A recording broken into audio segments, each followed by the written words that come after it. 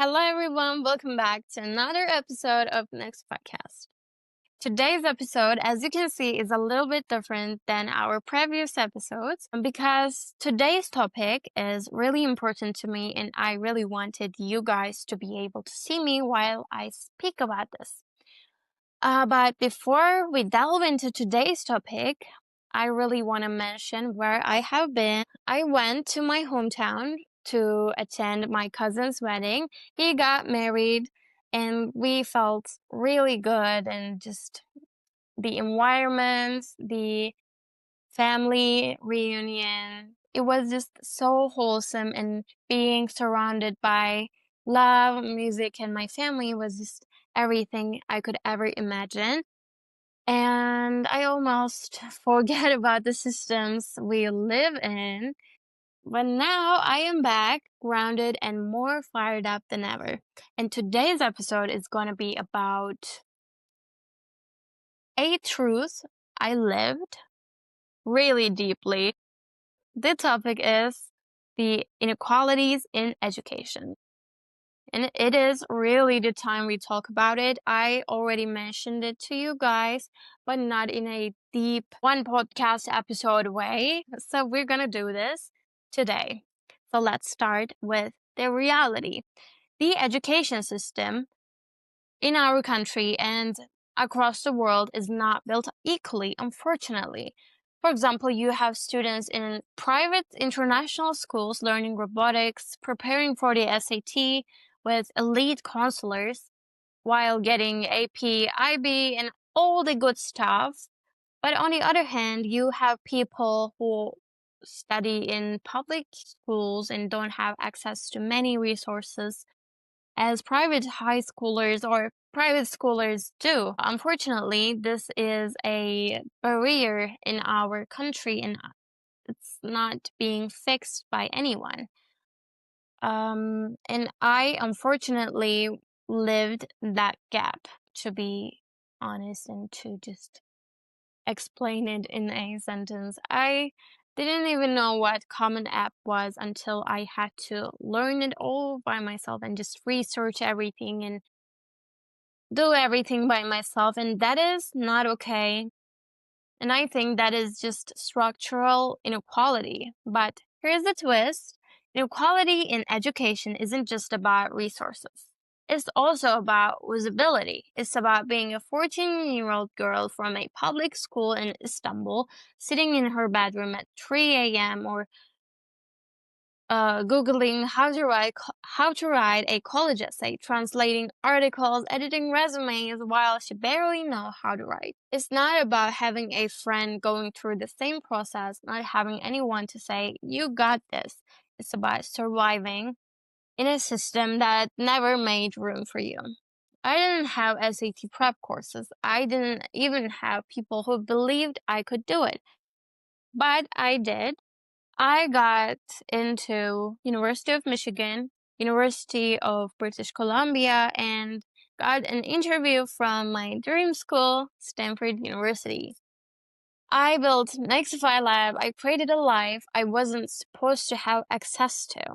Education is a global crisis. Right now, millions of children from rural India to sub-Saharan Africa, from war zones in the Middle East to underserved neighborhoods in the US, are denied the basic right to quality education.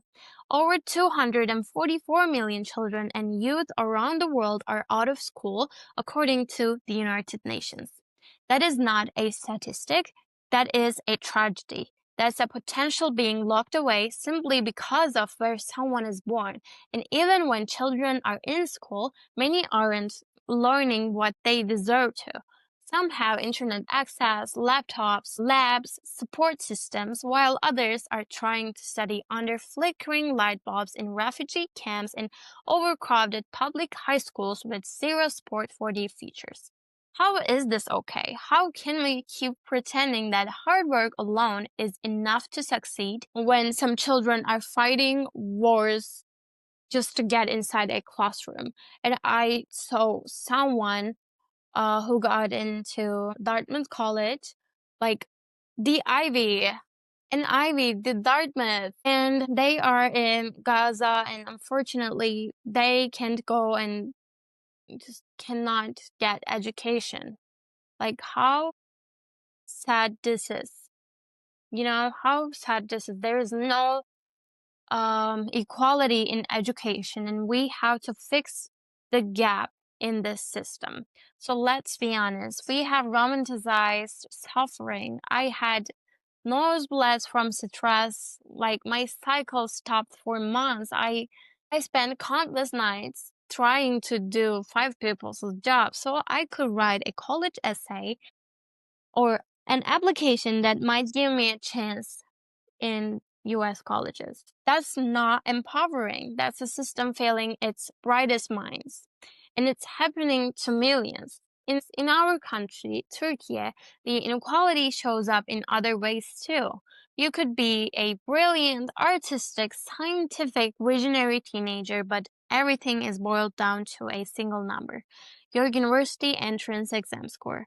That exam does not care about your dreams. It doesn't care that you are organizing community events or writing poetry or helping your sibling learn to read.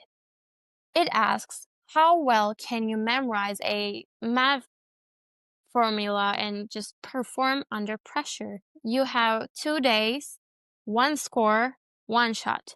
That is your life.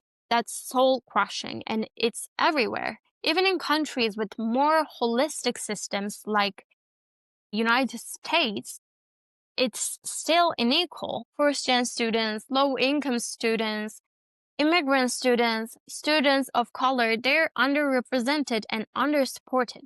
While some kids have essay coaches and legacy admissions, others are just trying to get someone to read their application without judgment. That's global. That's what we are up against. So let me tell you something personal. Getting into top universities didn't fix this. Yes, I was proud. Yes, I cried when I saw my decisions, but I wasn't celebrating like the others. I was just tired and just wanted to heal myself after this crazy process because I gave everything to this process and it was just really tiring for me. Not because I didn't care, but because I knew how much it cost me emotionally, physically, and mentally. I lost my sleep schedule, I lost balance, and I did it all by myself. And that's not something we should ever normalize. And that is the very reason that I created Nexify Lab. I didn't want anyone else to go through what I went through. I didn't want another 17-year-old in a public school to feel like they had to reinvent the entire college process just to dream. I wanted to build something that could equalize opportunity. And you can be a part of this because Nexify Lab is opening its chapters right now. Maybe you guys remember I mentioned you guys about my ambassadorship title to their world, which is a really strong organization for sustainability development goals for which is quality education, and I am an ambassador for them, and with my other ambassador friends from another countries and other places of the world, we are opening the newest chapters of Nexify Lab. You know, Nexify Lab is about technology, where I just break down hard technology concepts. And I know that this episode might be a little different from others, but no, I just wanted to share how much I love education and stuff. If you want to be a part of this amazing process, and if you want to be a chapter of Nexify Lab, you can DM me, email me, do anything you want to reach me. You don't have to you don't have to just care about technology. You can just care about climate change, literacy, or equality, or mental health. You can still lead a Nexify Lab chapter in your region because we are building a movement together. And it's about us, and it's about us spreading knowledge and just creating a world where education is being more equal day by day. So this was it for today. If this episode spoke to you, if you felt like the weight of inequality on your back, I want you to know that you are not alone, you are not behind, you're not broken. You are the proof that this world needs to be better. That's why we need to reimagine what education can be. For quality education is not just a United Nations goal, it's a moral obligation. It's the one thing that can break cycles, unlock futures, and create real, lasting change. But it won't happen unless we show up. So you can DM me to be a Nexify Lab chapter or just fill the form on our Instagram biography. So let's create chapters, communities, movements together. I love you. I see you. I believe in you. Let's build the future we all deserve. I would love to be partners with you guys and I would be just honored. Honored. I love you guys. Bye.